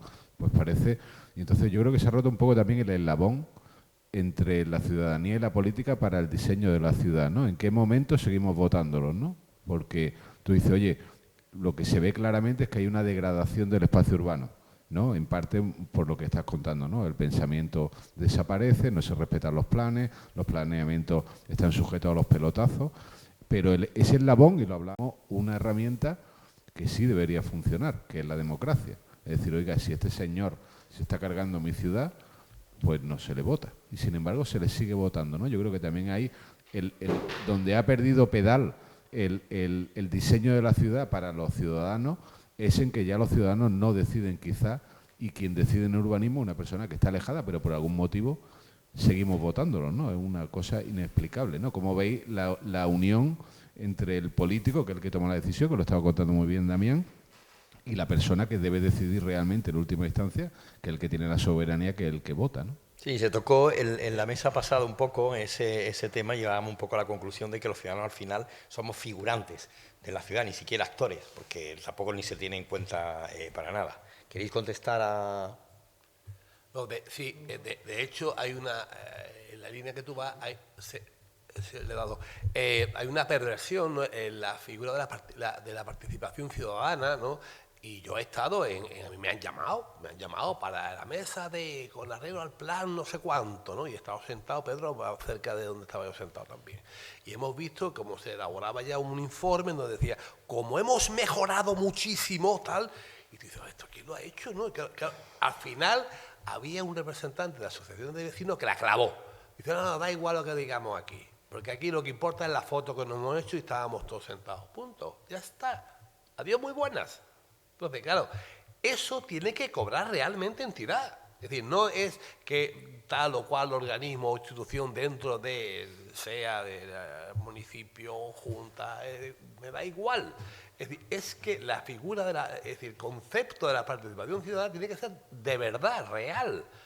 Donde la gente que se sienta allí se siente y sin que se le ofrezca ya un documento ahormado para que los umbrales de movimiento sean mínimos, porque entonces, al final, ¿qué ocurre? Pues lo que dijo este señor, que lleva totalmente la razón, más o menos, ¿te acuerdas, Pedro? Estabas por allí.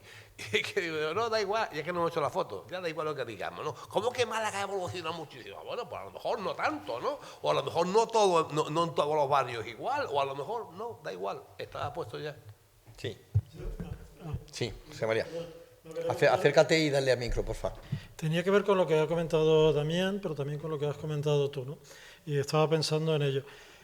Yo creo que también hay que hacer autocrítica por parte de los urbanistas y los arquitectos, ¿no? Ahora que estamos trabajando con especialistas en derecho, en temas de derecho de la naturaleza, ellos tienen una clínica y una crítica y una clínica del derecho, ¿no? Eso yo creo que no existe, vamos, no sé si tú sabrás, desde luego en arquitectura no existe seguro y yo creo que en urbanismo tampoco. Claro, no somos autocríticos. De hecho, algunos de mis estudiantes han presentado este trabajo hace 3 meses, algún proyecto de estos, como trabajo a fin de grado, en la escuela, en mi escuela, en urbanismo además, y estuvieron pensando si esto formaba parte de la disciplina de la carrera. O sea, entonces, claro, dice, bueno, ni siquiera los docentes tienen dudas que trabajar sobre el propio territorio o reflexionar sobre el propio territorio tiene que ver con una tarea nuestra, pero yo creo que es, como comentaba antes Damián, que no estamos acostumbrados, ni los políticos ni nadie, a que esa reflexión, ¿no?, sobre el propio urbanismo, sobre la propia arquitectura, en el sentido de crítica, pero también de clínica, o sea, de ser una devolución a la sociedad, ¿no?, por parte de lo que se va produciendo, ¿no?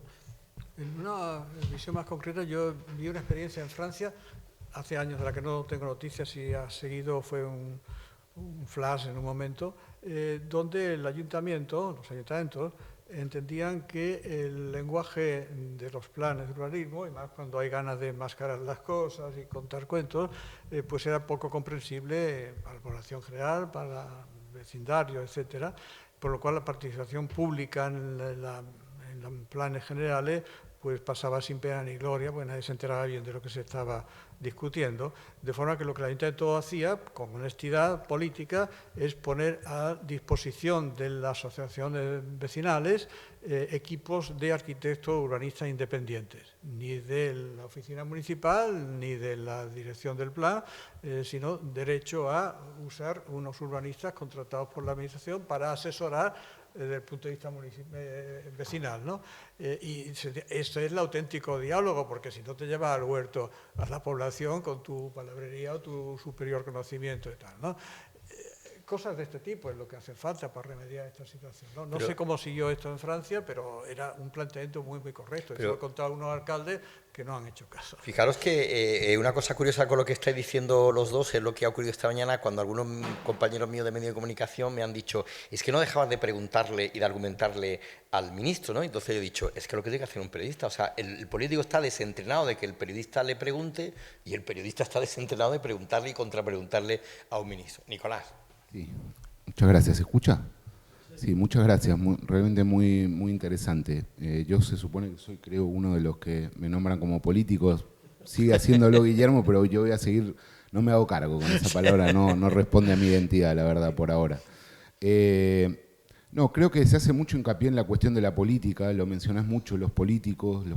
Yo lo que estoy comprobando, y lo he podido comprobar en este breve tiempo que estoy en el ayuntamiento, es que hay una clarísima subalternidad de la función política, lo que señalaba aquí el compañero, da la sensación de que realmente se pinta muy poco por parte de los políticos, o más bien su función parece ser operadores al servicio de determinados intereses privados, cuya principal función es poner las facilidades administrativas para el negocio privado y, por otro lado, hacer una contribución a ese ejercicio hegemónico, como se citaba aquí a Gramsci, que es transformar vender un interés particular como si fuera un interés general. Y ahí es donde encaja con lo que decía José Damián, con esta cuestión propagandística de que parece que el gran rascacielos que se está proyectando nos beneficia a todos los malagueños, cuando lo que se quiere esconder es que efectivamente detrás de eso hay un beneficio particular, concreto, bien material, con nombre y apellido. Hay un problema que yo insisto en esto porque creo que ¿qué pasa con la ciudadanía? ¿Por qué se sigue votando?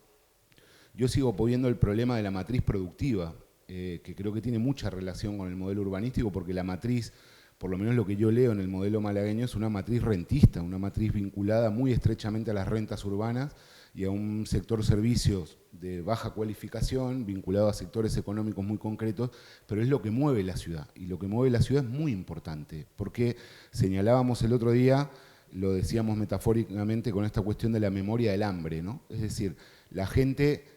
Creo yo, la gente, bueno, es muy pretencioso eso, pero creo que hay una memoria de precariedad, de falta de trabajo, de subempleo, de desempleo, que hace que la gente quiera que la cosa se mueva como sea, es decir, porque es lo que va a generar empleo, va a generar de alguna manera, aunque sea en esta falsa propuesta de la teoría del goteo, ¿no? De esta de que le vaya bien a los de arriba porque algo va a caer a los de abajo, por eso está muy presente en el imaginario colectivo. Por eso yo tengo algunas dudas, aunque entiendo y comparto plenamente la cuestión del decrecimiento, creo que la disputa está también en cómo alumbramos otro crecimiento, ¿no? Es decir, pero que de alguna manera le presente a la gente de que hay otra manera de crecer, otra manera de progreso, esto que decía Iseta, de que no podemos evitar el progreso, no, podemos construir otro progreso, ¿no? Entonces, sobre eso quería preguntar, la verdad que es un lujo escuchar en persona a Damián Quero, que lo he visto, digamos, el papel que ha jugado en la planificación de la ciudad.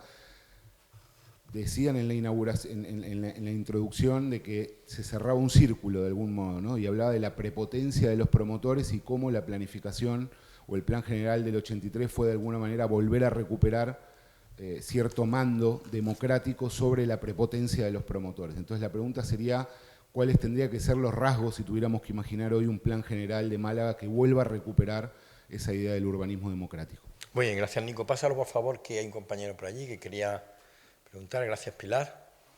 Respondes, ¿no? ¿Quieres responder, Daniel? ¿Cuál sería? No lo sé cómo se haría eso. Lo que sí veo que no se puede hacer, no veo en el horizonte la posibilidad de hacerlo, ¿no? Hay un tema que venimos tratando, incluso aquí en esta sala, yo creo hace 30 años o más, que es que seguimos con un sistema de planeamiento que sigue alimentado por la universidad disciplinarmente y por la legislación de la comunidad autónoma, imposible. No se pueden hacer más planes generales, ni el contexto de un plan general, ni un plan general es el instrumento donde resolver estas cosas, ni se van a poder hacer más planes generales. La lista esta ha intentado atajar ese problema sin entenderlo, quitando los plazos de tramitación, dando el informe de los ingenieros de costa, está en plazo de 15 días, no sirve para nada esto.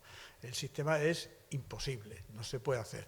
O sea, no se puede hacer un plan general como un documento que tiene que cumplir, como decía esta chica del ministerio, como 200 leyes o 170. Ángela tiene estudiado la cantidad de leyes que tiene que cumplir un plan general. Es imposible hacer un documento técnico que cumpla 170 leyes, por ejemplo, ¿no?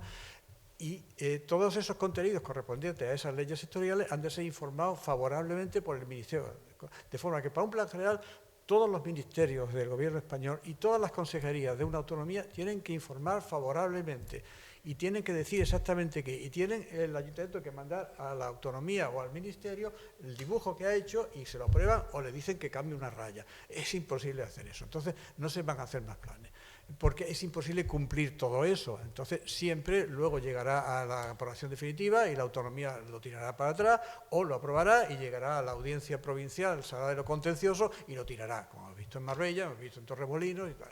Entonces no se pueden hacer más planes generales y un plan general no es el instrumento. El plan general, lo he citado creo en esta sala alguna vez, el plan general de Estocolmo. Estocolmo es una ciudad seguramente de tamaño, no de renta, muy parecido a Málaga, muy semejante. Los que hemos estado allí nos encanta la ciudad, es famosa y es muy bonita, y la ciudad no es que sea fea. Pues el plan general de Estocolmo tiene 150 páginas A4, en un librito así. Y se regula Estocolmo, digo, Copenhague, se regula Copenhague con 150 páginas A4 así en plan general, ¿no? Entonces es otro concepto, es otra forma de actuar. Hay posibilidad de intervenir, de eso todo el mundo puede leerlo, entenderlo, se publica el libro, está en la librería, ¿verdad? Entonces no podemos seguir con el sistema. ¿Qué pasa en España? Que es tan anquilosado, tan bestial, tan fuerte, tan prolijo el sistema de planeamiento que no hay gana, quizá ni posibilidad de atajarlo. No hay político que se atreva en el ministerio o en la autonomía a decir vamos a meterle el diente a esto. Y esa es la situación. Entonces nadie lo va a hacer. La opinión de Ángela es que no se va a hacer por esto, porque la misión es de tal envergadura de reformar todo esto que tiene 70.000 sentencias, jurisprudencia, jueces que piensan así, que meterle dentro de eso hay que hacerlo, es perentorio, vamos como vamos, y no lo va a hacer nadie. Nadie tiene el valor de meterse a eso teniendo poder político, ¿no? Y en la autonomía menos. Y luego no veo yo que haya capacidad. O sea, en España 17 leyes del suelo, más Ceuta y Melilla, que tiene la antigua nacional. ¿Cómo puede un país, no tiene capacidad el país ni intelectual ni profesional para hacer 17 leyes del suelo?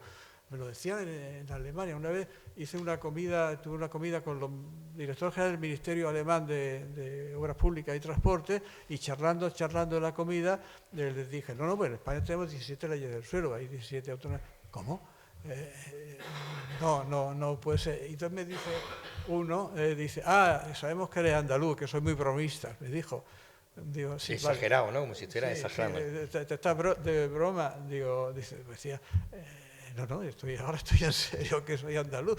Dice, mira, Alemania es un país federal, no es como autonómico y quizás más, es federal. Tenemos la ley del suelo de Alemania. No se nos ocurre que haya 17, ni 5, ni 7 leyes del suelo de Alemania, pero estáis locos, ¿no?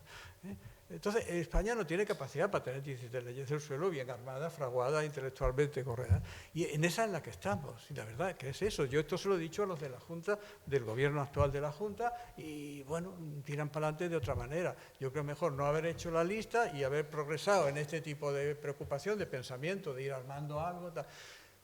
Hemos trabajado la década de los 80, los planes generales, la calidad de planes generales que se hicieron, ¿no? El de Málaga, los ejemplos de los planes catalanes, que se han difundido por todo el mundo. Cuando yo fui director general me llamaban de países a que le asesorasen. Bueno, la década de los 80 funcionó con la ley del suelo del final del franquismo. Y no es que vayamos ahora a tratar de salvar el franquismo, pero al final del franquismo, en esa descomposición que hubo, en el Ministerio de Obras Públicas se montó un gabinete de estudios que hizo primero un libro blanco crítico de lo que había pasado en la época franquista, con el desarrollo de los 60 y los 70, hizo las bases de una nueva ley y se hizo una ley, que es la ley del 56, con la que hemos vivido haciendo planes generales relativamente buenos, bastante buenos, la década de los 80, hasta que se empezaron a cambiar las leyes. Entonces es cuestión de proponérselo, pensar y trabajar y hacerlo, pero no lo va a hacer nadie en España, no vemos horizonte para que lo haga nadie. Sí, aparte ese tejido normativo y administrativo hace que sea muy complicado, ¿no? ¿Queréis contestar algo o pasamos una nueva pregunta? Yo tengo una pregunta solo rápida. ¿Por qué crear eso? ¿Por qué interés tiene alguien en joder eso de esa manera? Porque yo siempre me pregunto, ¿cómo se llega ahí, no? ¿Cómo se parte de algo que funcionaba a algo que es un auténtico... ¿Cómo lo complicas, no? ¿Y por qué? Sí, esa pregunta es interesante, porque hay una excesiva capacidad legislativa, o sea, actividad legislativa en España desde los 90. En los 90 el Ministerio, en todas las autonomías, no está muy claro. No lo tengo yo tan claro, ni lo he estudiado. Yo lo que sí he visto y sé que hay detrás una actitud como de exhibición política, de modernización, de izquierdización incluso, son muy declamativas.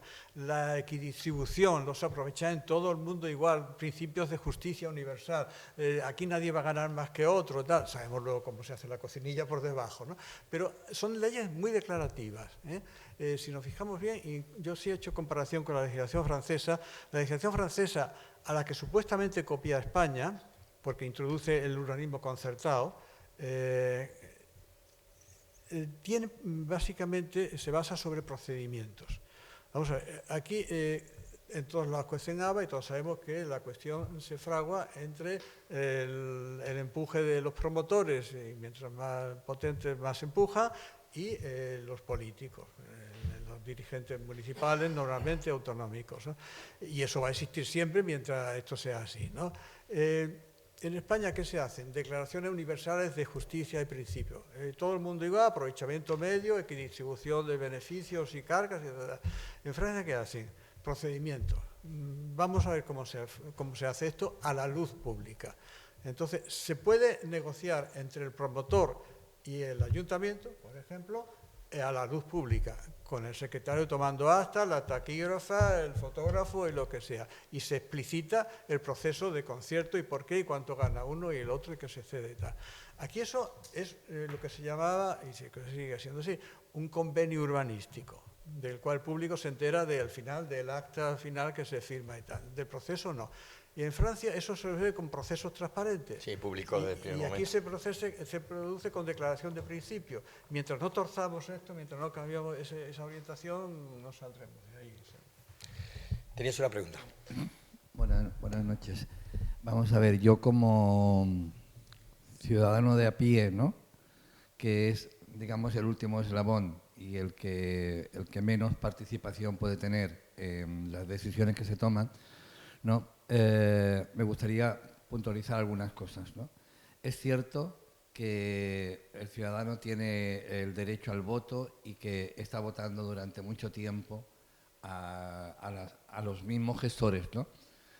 Pero también es verdad que los gestores, cuando están prometiendo en unas elecciones determinados compromisos, después no los cumplen y el ciudadano no tiene demasiados recursos, no tiene tiempo porque tiene que estar trabajando, tiene que estar pendiente de sus hijos o tiene que estar pendiente de la hipoteca y de mil cosas y no tiene tiempo para estar luchando contra el sistema para que cumpla ese digamos, compromiso. Yo creo que tenemos una democracia gestionada por un ADN totalmente autoritario, donde el ciudadano es lo que menos importa, ¿no?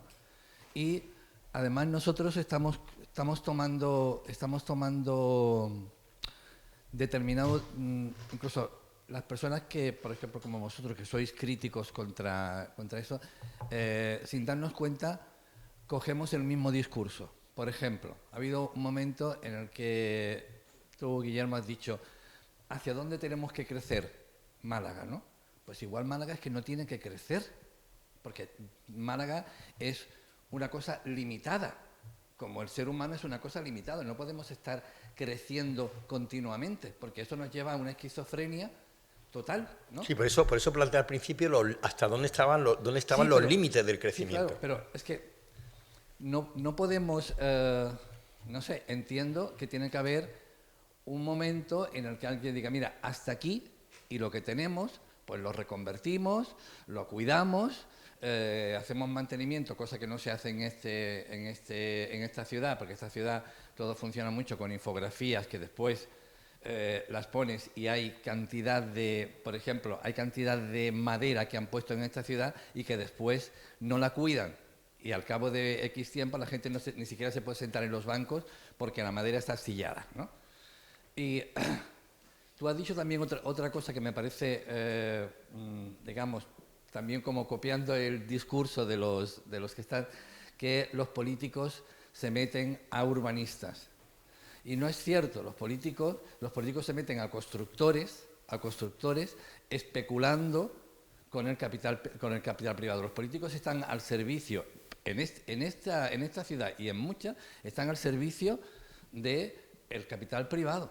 No están al servicio del ciudadano. Es decir, no puede ser que yo me crea que están al servicio del ciudadano un alcalde con su equipo cuando se han cargado, por ejemplo, la Mundial y han puesto un mamoteto como el de Moneo. No puedo entender que estén al servicio mío como ciudadano. Que se hayan cargado la plaza del Hoyo Espartero para poner ahí un espacio absolutamente que no se va a poder, lo que decía este señor, que no se va a poder sentar allí nadie porque no hay árboles, ¿no? Y Málaga tiene un problema importante de sequía y de cantidad de horas de sol y de calor, y que eso parece que a los políticos no les importa. No les importa, están gobernando de espaldas al ciudadano y, no sé, no me sale la palabra, iba a decir un mamoneo, vaya, con la gente que está dirigiendo, con la gente que tiene el dinero, con la gente que quiere especular en la ciudad, pero al ciudadano no se le da ningún respeto. Por ejemplo, estábamos hablando del bosque urbano, que es muy importante y que, bueno, que se han comido la mitad, pero en Málaga capital, en Málaga centro, tenemos montones de árboles que están agobiados y se están secando porque los toldos y la sombrilla de los bares los están asfixiando. Pero es que tenemos un espacio antes de llegar al estadio de fútbol, que es una especie de alameda pequeñita que tiene 500 metros, porque lo he medido yo, con dos hileras de árboles enormes, y eso se está utilizando para aparcar los coches. Se está utilizando para aparcar los coches. Estamos defendiendo que hace falta, y que es verdad, y que lo defiendo yo también, el bosque urbano, pero no estamos cuidando los pequeños detalles que hacen también ciudad, ¿no? Y eso me parece pues que lo único que demuestra es que los políticos están haciendo su historia, están haciendo o llenando sus bolsas, sus bolsillos, y que el ciudadano no les importa, ¿vale?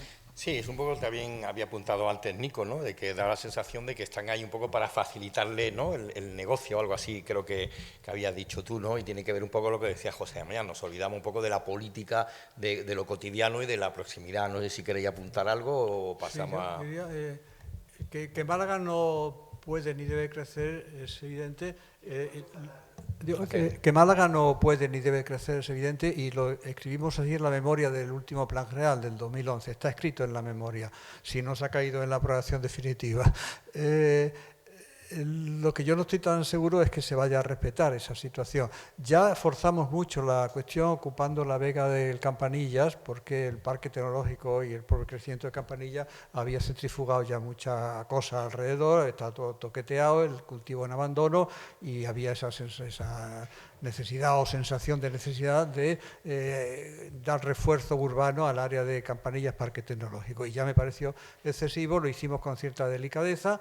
Luego llegó el señor Fusteguera con el plan metropolitano y dijo que de sensibilidad nada, que si se arrasaba, se arrasaba, y subió la edificabilidad a 75 o 100 viviendas por hectárea, por lo cual la vega de Campanillas el día de mañana no quedará ni rastro. Pero bueno, la discusión era esta: Málaga ha agotado suelo razonablemente urbanizable y no ha de crecer más. La situación en Málaga, que pues Guadalhorce, que es lo que está sucediendo de hecho, y nadie está afrontando esa cuestión, ni en temas de relación de transporte, de movilidad, etcétera. Y otra, yo diría dos cuestiones. Una, como cuando se termina de hacer un vestido a raíz de una tela, pespuntear los bordes, hacer unas actuaciones en borde, que yo imagino a veces algunas cuáles son, algunas incluso hemos dibujado, que eso es el fin, el borde, esto es muy bonito, el borde de la ciudad, es el contacto, la tangencia de la ciudad con la naturaleza, y esto es así para siempre, ¿no? Yo haría algo de ese tipo, y evidentemente hay que volver sobre la ciudad, hay que rehacer ciudad. Ahora, eso es, cuidado, es muy difícil, no tan fácil. Primero, es muy caro, lógicamente es más caro reconstruir ciudad, como es más caro rehabilitar un edificio que hacerlo de nueva planta, es más caro reconstruir ciudad, demolerse, pero luego hay derecho privado de propiedad. Este ejemplo que tú ponías de Magaluf, que es un barrio de Calviá, el costo de eso no fue tanto económico como de gestión. Yo me senté bastantes veces con Gabriel Escarré, el dueño de la cadena Sol Meliá, para convencerle, porque los hoteles eran suyos. Entonces, ¿cómo se le convence? Primero, empresarialmente. Mire, su edificio está amortizado. Usted es empresario. Usted sabe, el capital fijo de una empresa un día se amortiza, y los telares de la fábrica tienen que, bueno, ya están amortizados, le han sacado su dinero, entonces compre unos nuevos. El hotel pasa lo mismo. ¿Cuánto tiempo lleva este hotel? Está amortizado ya, derríbelo y haga uno nuevo. Y si me deja, le doy un sitio para hacerlo nuevo y no lo haga ahí. Esto son conversaciones. Entonces, si la gerencia de urbanismo son unos sitios burocratizados, rutinarios y tal, no van a hacer esto. Hay que hacer una gestión específica, una formación de los profesionales para hacer eso, y una gana de hacerlo también, ¿no? Es muy difícil, pero no hay otra salida. Sí, la salida de Torremolinos y el Valle de Guadalhorce, pero rehacer la ciudad implica unos mecanismos de gestión pública, de planeamiento y tal, que hoy no están en el habituario de los urbanistas ni de las administraciones. Claro, has tocado otro melón casi para abrir, José María, que es el de la cultura, no solamente del urbanista y del predio, sino también de los empresarios, que tengan una cultura capaz de que la propuesta tuya, pues oye, pues lleva razón y construye en otro sitio. Otro melón para otro debate. Lo que están haciendo los chinos. Yo solo quería hacer un comentario, un poco contestando también a Nico, pero en general, en realidad es que estamos decreciendo ya. Lo que pasa es que no contamos las externalidades. O sea, entonces, claro, hasta que no seamos conscientes nosotros mismos de que estamos decreciendo, porque estamos soltando a las generaciones que vienen inmediatamente todos los problemas, pero estamos decreciendo.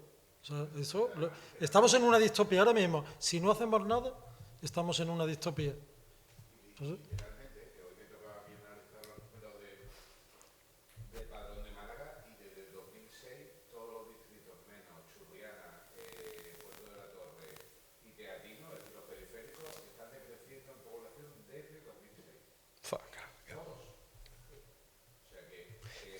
había ¿Y se una hacen pregunta miles de antes viviendas? allí, perdóname, ¿Y se hacen pero miles de Pilar, había viviendas? una chica que había pedido, y ahora te pasamos la pregunta, Pilar. Sí.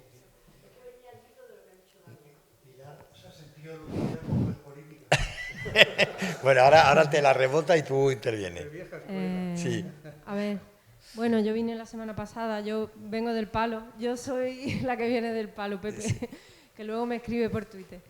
Me ha encantado lo de la desconstrucción, no conocía el término, me ha encantado, ¿vale? El palo además sale en tu presentación porque, bueno, es un sitio paradigmático, yo me he criado allí y he visto muchas cosas y veo muchas cosas. Y quería decir, primero, hay cosas que son de simple sentido común. Por ejemplo, llevo 2 meses viendo unas obras para remodelar el rellano del Chanquete, que es la plazoleta que hay frente al campo de fútbol del Palo. 2 meses de obra que cuestan una pasta, porque allí hay obreros, han quitado árboles que previamente se dejaron morir convenientemente, porque como dice aquí el caballero, pues no se les ha cuidado ni mimado por parte del ayuntamiento en años. Esos naranjos estaban, los pobres míos, fatal. Y luego, bueno, aquello es una plaza donde siempre hay mucha vida y hay niños, porque hay columpios normalmente, pero hace muchísimo calor. Y hay una cosa que yo no me entra en la cabeza. Esta mañana he visto, están colocando la solería y tiene este grueso y es gris oscura. Cuando llegue el verano, ahí nos vamos a freír. Ya nos freíamos antes, ahora nos vamos a freír el doble.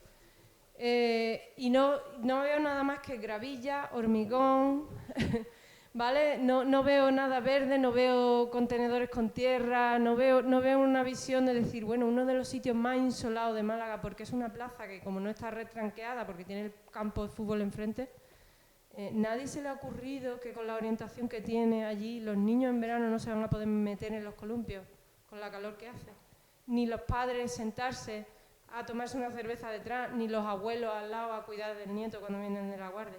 Son cosas de diseño, de experiencia, de usuario, ¿vale? Es lo mismo que ha comentado el señor Quero de me siento y hablo y convenzo al hotelero, pues mando del ayuntamiento a un tío que se tire 3, 4, 5 meses yendo allí a diario a ver lo que hay, que hable con la gente, que se siente y vea lo que hay, ¿vale? Eso por una parte, pero es que existe la otra cara de la moneda, que es el albañil que conozco del barrio, que como las ha pasado muy canutas, pues está muy contento con que se construya el rascacielos del puerto, porque él piensa que ahí va a pillar cacho, ¿no? Es decir, la memoria del hambre se aplica, ahora es la memoria de la construcción. Antes en mi barrio era la memoria de los pescadores, que como no tenían que hacer de comer, pues comían en blanco con suerte si pescaban. Y ahora son todos constructores, porque toda esa gente emigró en los años 80-90, migraron a trabajar en la construcción y eso se ha transmitido culturalmente. Ya cada vez en el Palo pesca menos gente y los que pescan, por desgracia, muchos son furtivos y los ves por la mañana allí, que tampoco se hace nada. Yo pienso que es que, claro, hay que hacer pedagogía también, ¿vale? Porque tú a la gente de la playa no le vas a convencer de no, te quito las casas de la playa cuando es lo único que han tenido en su vida, ¿no? Las casas de la playa. Pero es que la playa va a desaparecer, eso es una evidencia. Y cualquiera que lea, por ejemplo, yo qué sé, Antonio Turiel, sabe que eso está por venir. Pero a esa gente nadie se lo ha dicho. Y nadie le ha dicho, oye, es que vamos a hacer una cosa, vamos a tirar abajo a lo mejor este bloque que está muerto de asco, que ya prácticamente está para apartamentos turísticos, y vamos a hacer unas viviendas para la gente de la playa que no se tenga que ir del barrio. Porque eso luego produce unos fenómenos de migración interna en las ciudades que son muy dolorosos. Yo vi en una ocasión un documental de cómo se construyeron las 6.000 viviendas de Sevilla y es tremendo. O sea, eso fue una gente que vivía genial al lado del río Betis, súper unidos, súper felices, en pura hermandad, y los convirtieron en los delincuentes de Sevilla. ¿Por qué? Porque los movieron de donde estaban, igual que pasó aquí con los Asperones. Los mueves de donde están con la promesa de vamos a hacer algo mejor, y en realidad lo que está es expulsándolos, ¿no? Y a eso los centrifugas, pero los chungos, no los centrifugas al rincón, en una comunidad de propietarios con piscina, tal y cual, no. Los centrifugas a donde nadie los vea porque son la merde du genre. ¿vale? Sí, muy bien, lleva razón. Por ejemplo, yo estoy de acuerdo contigo en la falta de trabajo de campo, ¿no? En la Malagueta hicieron una plaza que se cargó una vía de escape de movilidad de tráfico que era muy buena, que la gente podía dar la vuelta, quitaron aparcamiento público para hacer una plaza donde no se sienta nadie, porque hace mucho calor en verano, mucho frío en invierno, pero es donde las bicicletas de los turistas se aparcan para comer en Antonio Martín. Pilar, y la última pregunta, sí.